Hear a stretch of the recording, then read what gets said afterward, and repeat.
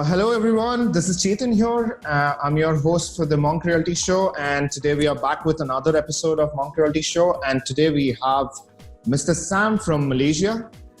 He is the managing partner for Uncle J Rooms, and it's a very big student accommodation company based out of Malaysia. Mr. Sam, why don't you start giving an introduction to our viewers? Hey Chetan, thanks for having me on this episode. I'm very honored. Just let me introduce myself. My name is Sam Chor from Malaysia. I'm a managing partner for our company called Uncle J Rooms, Sdn Bhd. We are a student accommodation and rental property management company that's operating in the city of Subang Jaya, Selangor in Malaysia. We have been around since 1999, so we are now about 21 years in business. Oh. So today we have approximately 2,500 beds spread out over 5 locations. Okay. In terms of units, that's roughly 500 units. Oh. So we will be adding another 250 units, which equates to about 700 rooms to our portfolio sometime mid next year. Oh. So that's one project coming online. So our grander vision is to grow our business to 25,000 beds in 5 years' time. Yeah, that sounds like a pretty traditional student housing firm. So before we proceed any further, I would like to address the elephant in the room, which is COVID-19 pandemic, which is going on. So how it has actually affected the entire business of student housing, comparing you and your competitors, entire student housing industry altogether. And second part of that question would be, what exactly are you doing to keep your students safe from this? Chetan, that's a great question. Yes, I mean, in short, it has affected us. I can't really generalize for C region, but I think for Malaysia, it's definitely affecting us. So I'll give you some context. You see, usually around this time of the year, we do receive a lot of bookings from the European students. They usually come over for 1 to 2 semesters for exchange basis. But majority of them actually have either postponed their trip or totally cancel it. No. So some of the ASEAN local students, they have also postponed their check-in because a lot of the universities, due to the lockdown, they have actually moved all their classes online. So in a couple of locations, we actually continue to keep our offices open because we are classified under so-called essential services, part of accommodation. Okay. So we can't really shut down because we have basically 2,000 plus students staying with us now. So we can't exactly just shut off per se. So we kept our offices open. Okay. So we do cater for them in the event of any emergency maintenance. Let's say they have a massive leakage or anything, we got to cater for that. And a couple of these locations, we actually manage the electricity for them also. So they actually do top-ups of electricity with our office. So these again consider a part of the essential services. If we do not open our office, that means that potentially the whole building may not have electricity. So that's something that the government understood, and they said that this part of essential services we have to continue. Okay. So because of the current lockdown situation, everyone is told to stay at home. So what we've done is actually provided hotline contact numbers for our students. Okay. So they can contact us for emergency cases, because part of our services is also to provide what we call pastoral care to the students. Okay. So if they're sick or if they're not feeling well, we do take them to the closest medical clinic or hospital. So in this particular case, we understand that we may not be able to be traveling out, or we may not be able to send our folks out there. So what we've done is we provide them with the local contacts, the emergency contacts, nearby hospitals, any emergency, if there's any emergency cases where it's related to well-being or health, they can contact those ones. So we are keeping our Facebook pages, our WhatsApp hotline up to date as we get information from the government. Okay. But as part of the social distancing, we are keeping our office very, very lowly manned so that we don't expose our own people to any health issue. I mean, for us, the safety of our students as well as our team is our number one priority. So we want to maintain as much as possible everything online. So any transaction that needs to be done, we route them to online where possible. So far, I would say it's working out quite well. So when it comes to like people having food, like do you guys provide any food services as well? Because that's when I feel that a lot of people will be coming together. Because in India, how it happens is some of the student housing communities, they provide food facilities as well. And that's like a huge canteen where whenever the lunch is served, all the students will come down there. Is that something that happens in Malaysia?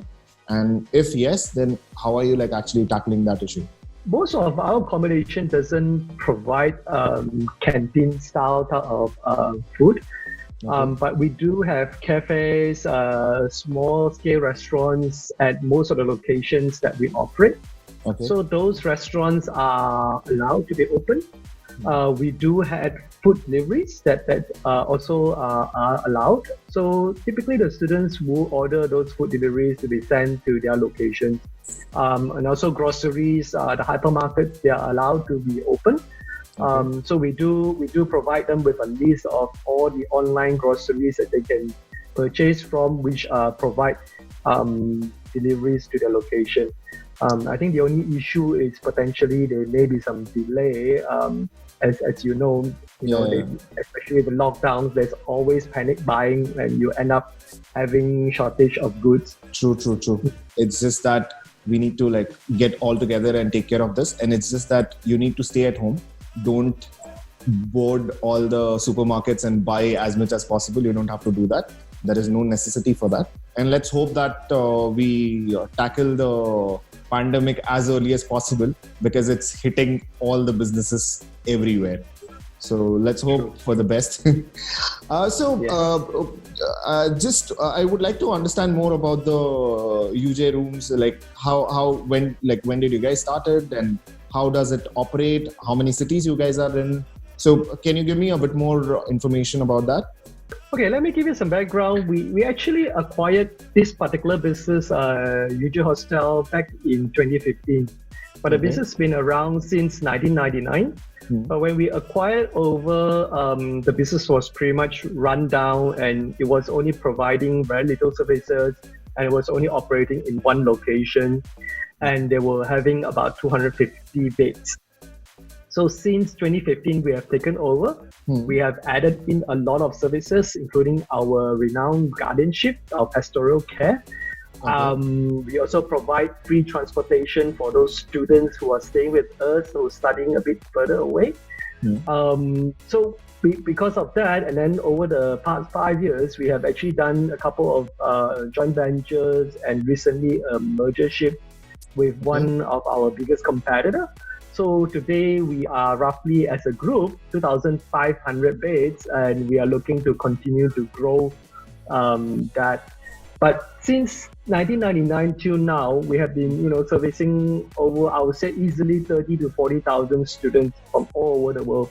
Oh, that's great. On average, we typically have about 2,000 students plus staying with us, because we have capacity about 2,500 today. And on average, we are looking at anything from 85 to 90% of occupancy, and then sometimes during the big intake months, we do go up as high as 100%.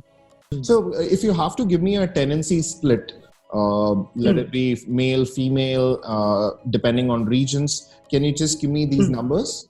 Okay, like I mentioned, we are roughly about 2,000 students staying with us at any one time. Depending on the location, we have about 5 locations today. But the split is roughly, I would say, 50-50 in terms of male and female. Okay. But in terms of demographics, in terms of where they come from, I would say 60-40. About 40% are international students, 60% are what we call local students. It could be from the local city, or those are outstation cities within Malaysia. Average tenancy, I would say they will stay approximately around 1.5 years. Oh, that's great. So it does fluctuate throughout the year in terms of occupancy rate. It's as you know, student accommodation is quite seasonal. Yeah. There are times that intakes, you have a lot of students coming in, then there are times that they're going to finish their courses, they go out, so you have like a mass exodus. And because our locations, out of our 5 locations, I would say 95% of it are catering to students. We do have one of the facility which I would say probably about 70 rooms or lesser that we do cater for working adults, but they are completely separate from the student accommodation. That is more for us to cater for the surrounding demand there. Oh, okay. So you mean to say that can be a co-living as well? If you need to say like catering, I mean, is that a plan for UJ Rooms to enter into co-living or trying to like test that market as well? Actually, if you think about the co-living concept, if you kind of put it back to what we are actually doing, actually we've been doing it from day one. Yeah. The co-living term is actually someone coined it in the recent times. But if you look at the true nature of co-living, where you have a communal spaces, where you have facilities where you allow people to socialize, that is the basic nature of what student accommodation is all about. If you truly look at it from what we understand student accommodation as. So you mentioned that you have 5 locations. So how does it, like, in terms of some locations being purpose built and some being retrofit? Can you give me the split between these 5 locations? Okay, I would say out of the 5 locations, only 1 location is purpose built. The rest are all retrofit. Okay. Reason being is the market is still pretty fresh and pretty new in Malaysia when it comes to purpose built. Okay. So there's not many acceptance in terms of market, in terms of property developers wanting to build this purpose built. There's not many interest in it at the moment. Okay. So we've been kind of talking about this. We've been kind of engaging the industry players to kind of really look at purpose built in Malaysia for the past 2 years since 2017. Okay. But there had not been a lot of traction.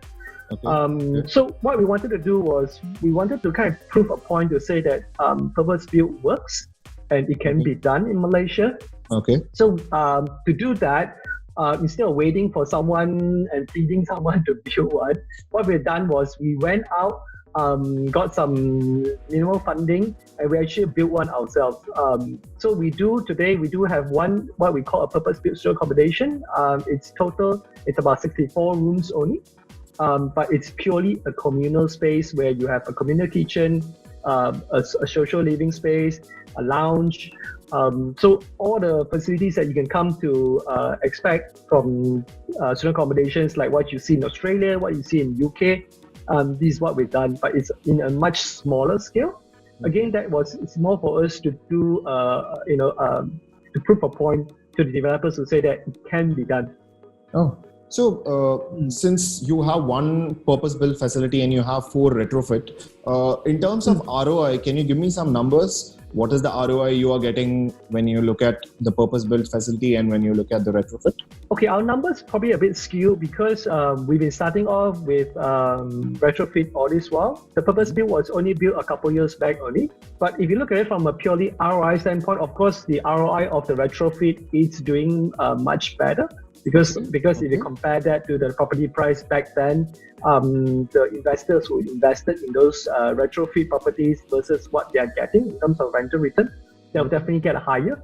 But the purpose built, whatever they've invested in it, whatever return that we're providing to the investors is definitely much better than what they can come to expect if they invest themselves in other property related tools or whatever. So right now, all the 5 locations are owned by UJ Rooms, or how does it work? Okay, none of the properties are owned by us. So we wanted to move away from any of the ownership. Reason being, it's a couple of points. One, we wanted to be neutral in a way that we want to tell our property owners that we do not pick sides. You see, the moment we start owning any of the properties, the property owners who come and let us manage their properties, they always ask us this question. Are you going to prioritize your own property first versus mine, or is it mine over yours?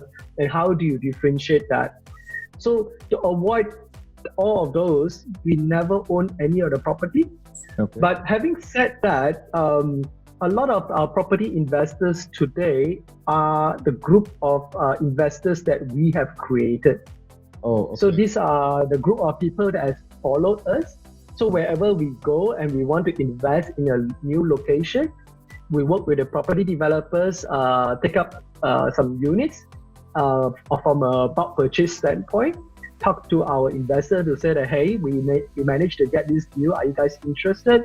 We work out the management fees, etc., to kind of give them an estimated return on investment.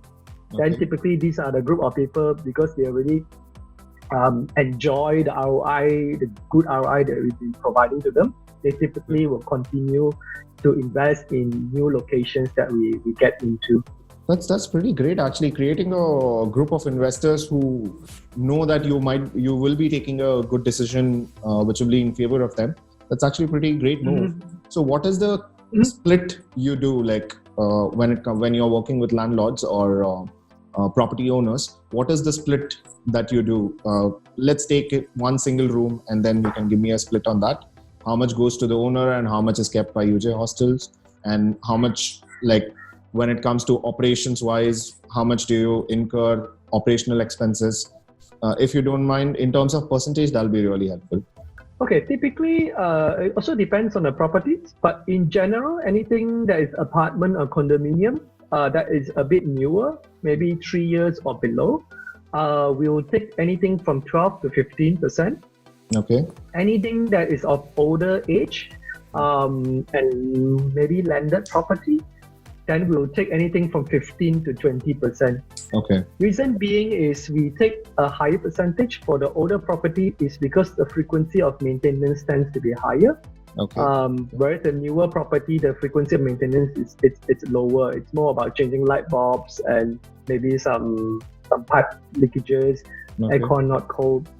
Versus the older properties, you tend to have cracks, you tend to have termites issue. So some of these, that's the reason why we are asking for a bit higher percentage. So take, for example, on average, we are about 15%. So if let's say we take a rental of 1,000 ringgit for rental, 150 will come to us, 850 will go to the owner. So what do we cover in terms of 150 or the 15%? We will cover them basically a one-stop solution. The only thing that will charge them that they need to pay for is internet service provision. So if there's an internet line there, they have to pay for it. Any damages or any things that are what we call wear and tear, we will help them to fix it, and then they'll reimburse us through the deduction. But if it's anything that's damaged by students or willful damages by the tenants, we will go ahead and fix it and charge it back to the student. So every month for the owner, they basically just sit back and wait for the rental to goes into the bank account. So they don't even need to do any room viewing, room showing, check-in, check-out. We'll do all this for them. So also, when it comes to maintenance activities, do you charge, is the charge borne by UJ Rooms, or is it borne by the owner if there are any maintenance activity that needs to happen? For wear and tear items, the owners need to pay for it. Okay. So let's say, for example, over time, the pipe starts to leak or start to crack, or the wall starts to crack. Okay. There's any leaking with the aircon. Those will be borne by the owners. You will repair for them, and then it will be borne by the owners. Okay. Let's say the fridge is spoiled, the washing machine is spoiled. It will be borne by the owners. But like I said, if it's students punch a hole through the front door, those are willful damages. We will get the students to pay for those. So now coming to the marketing part of UJ Rooms, how do students find you and how do you market your properties to fill the supply that you have built? what all things do you do when it comes to marketing your properties? Okay, so our business model it's a bit unique. If you compare to our competitors, we rely not just on property agents or social media. We rarely do that. So what we do is from day one, the business has always been going towards building relationships and collaboration with the education institutions, basically universities, colleges. And then these universities and colleges, typically they will have education agents throughout the world. Okay. Within Malaysia, throughout the world, that will bring students, refer students to them. And typically, as we work with the universities will refer us to these agents, and we work together with the agents very, very closely. So bulk of these agents are either from Malaysia. The biggest out of Malaysia is actually the Indonesian agents. Okay. Our level of support for these agents up to and including, we actually, like for example, like twice a year, we will fly to Indonesia when they have education fairs, where all the universities congregate there to do promotion of their courses to students in the fair. We will be there also to support universities as accommodation provider. Oh. So I would say 95% of business today comes from this referral model. The rest comes from social media. We don't really have a website today. Reason being is because we don't do any online booking. Unlike booking.com or Agoda, we don't do that. Okay. In terms of real estate agencies, like I mentioned, we rarely, I think we hardly even have any real estate agencies that work with us. So that's the current method used by our competitors. Either they use the agents or they list themselves on property websites.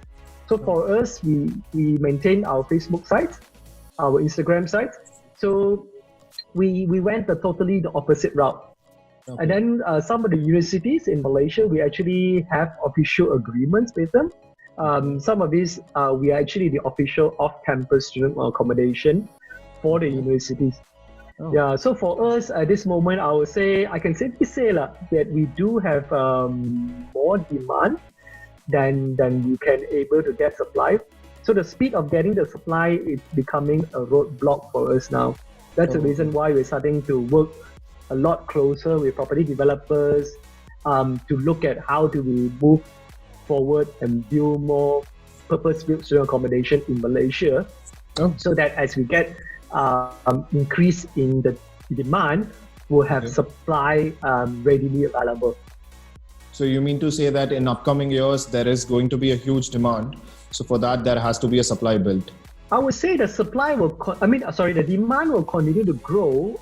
We are estimating that the student coming in from overseas as well as students from within Malaysia, on average, you're looking at the growth, it's anything from 5% and above.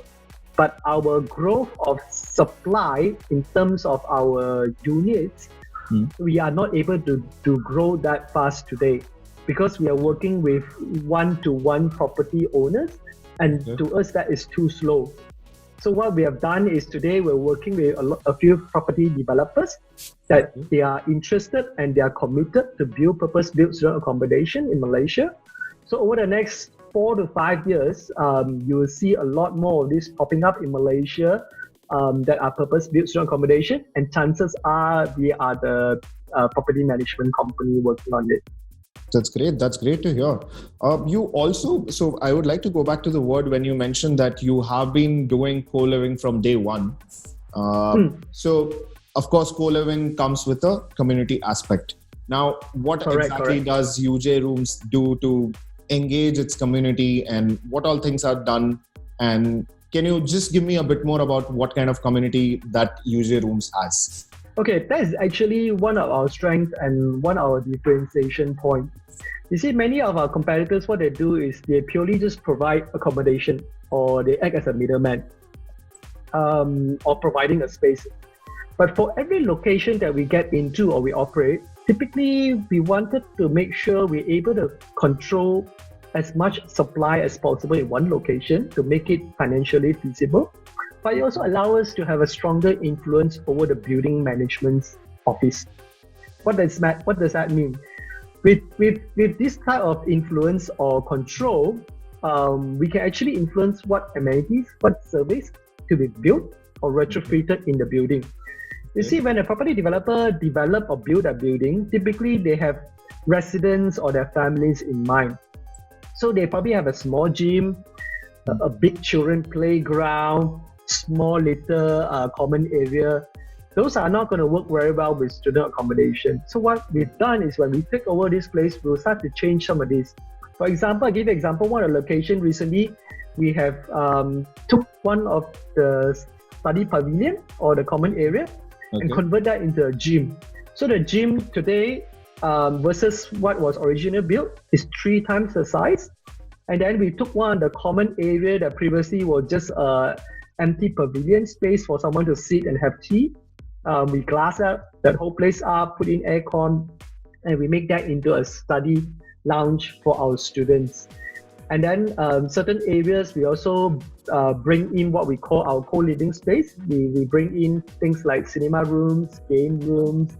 We have a small cafe, small laundry. So these are the things that we continue to bring into the locations that we have. So on top of all these amenities, what we do also, we have people that at our offices where they are not, I would say they're not certified counselors, but they are experienced people that have worked with students long enough so that we do provide some sort of free counseling service for them. So this is more around another topic that we are very, very passionate about and I personally lead in this area. It's the mental health space. We start to realize there's a lot of students as they come over from overseas, coming in first time, leaving their home for the first time. They typically get into depression, into loneliness. They tend to get into these mental health issues. So we try to get them to build a community around there with people in Malaysia, with people from their own countries. We talk to them and see what we can do. A lot of times they also come and talk to us in terms of what they wanted to study. So we kind of give them our opinion. So it's more of, again, coming back to our pastoral care. It's as if they go and talk to their father. If they don't want to talk to their father or they're embarrassed about it, they can talk to us and we become a neutral party for them. Yeah. So like I said, if you look at community living, that's what they are trying to do, to build all this community and to build services and also to build a lot of events. So typically some of the events that we do is whenever we have a big intake. So typically in a year, we have 3 to 4 big intakes. When these big intakes comes in, typically there are about 100, 200 people. We would gather them together one the night. We provide them free food. So through buffet. Then we'll do a presentation to them to tell them what are the house rules, what are the services they can come to expect from us. Introduce them to the entire team. If they need anything, who to talk to. So that is also how we kind of quickly create a safe and a comfortable environment for all these students coming in for the first time from their home country. That's great. That's actually pretty great. The counseling part, I really like the counseling part actually, because it actually, the social distancing before pandemic, it was already existent. And a lot of people don't really talk to anyone else right now. Everyone is in their phones and everything. So that's when a counselor becomes a good help, a huge help in overcoming any kind of insecurities or any kind of issues they have. That's a pretty good move UJ Rooms has done. I really like that. So now one thing I wanted to ask, so a person staying in a purpose-built facility compared to a retrofit will have to pay any kind of extra taxes or anything? Is there like a government norms on top of that, or is it the same? Today we don't have anything of that nature, but like I mentioned, because purpose-built student accommodation is also not something that is regulated at this moment. Actually, student accommodation in general, it's not regulated per se in Malaysia. The only thing is for international students versus local students, if they stay in accommodation, let's say a hotel or anything, government imposed a 10 ringgit per night tourist tax. But because of student accommodation, we are exempted from that.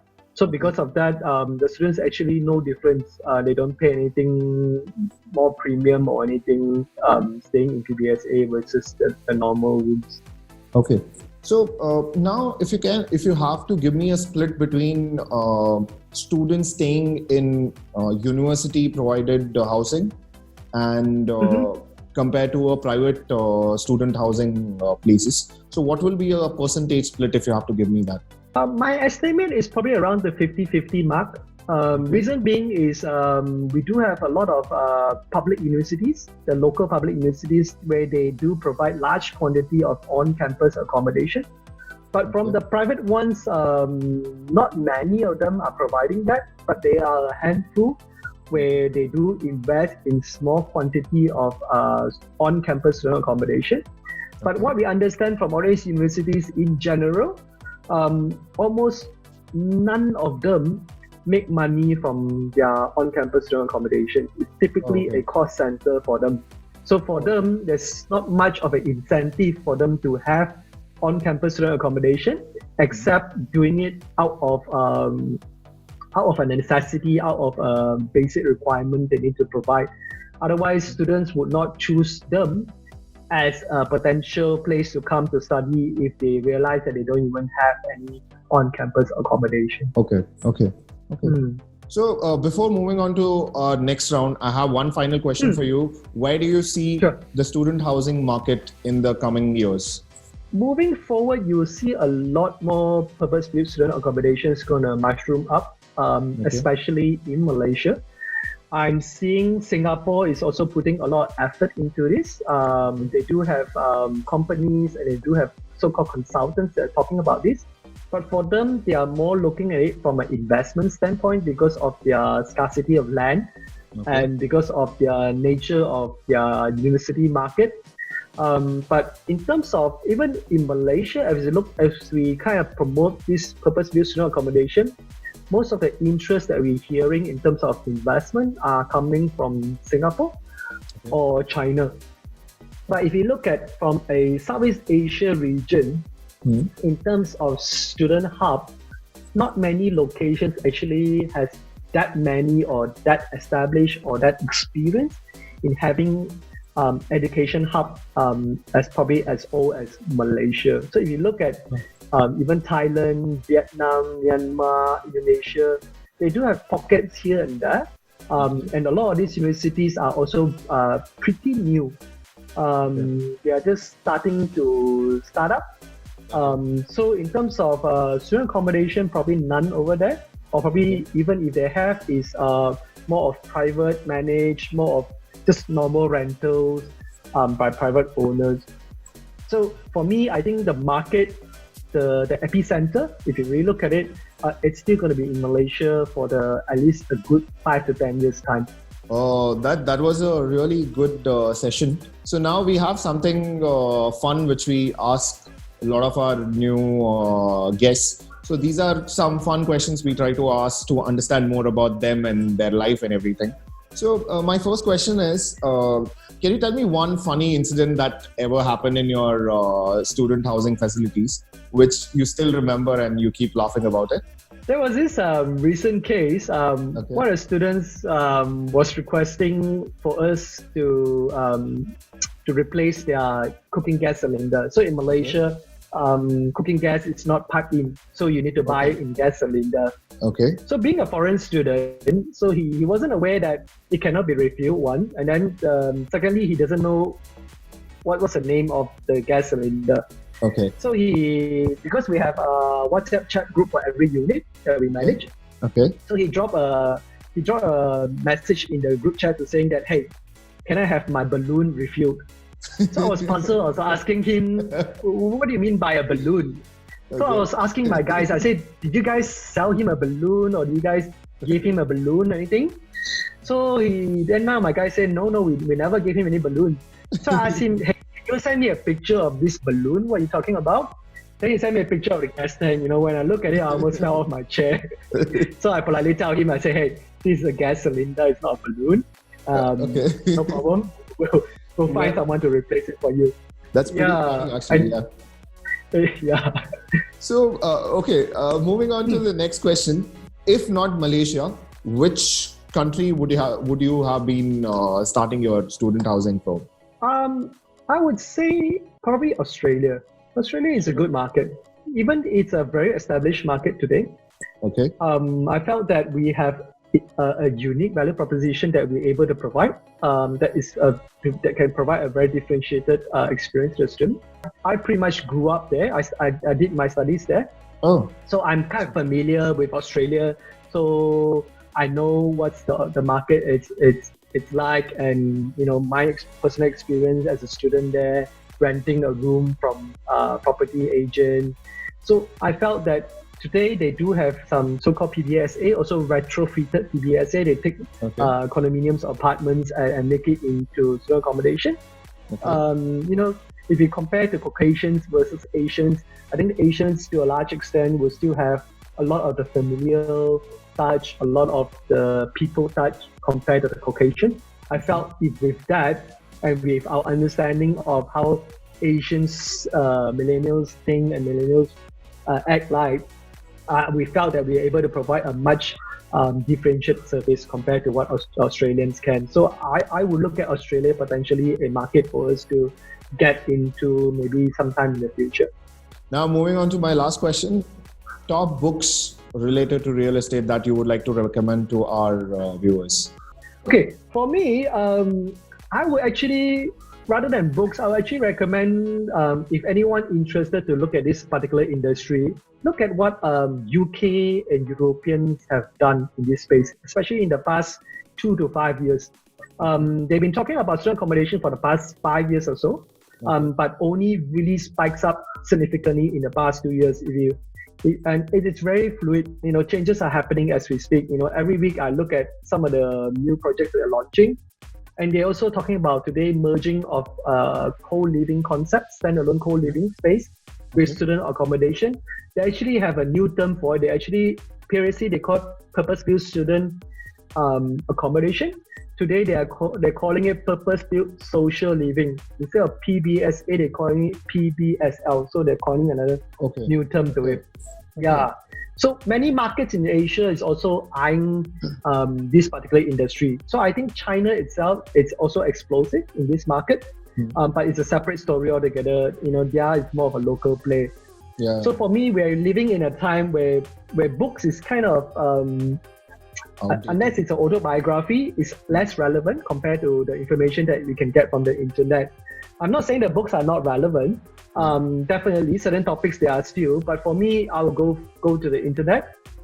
Just for me, today I'm just following some of the big boys in UK and Europe, just by their Twitter and their LinkedIn feed.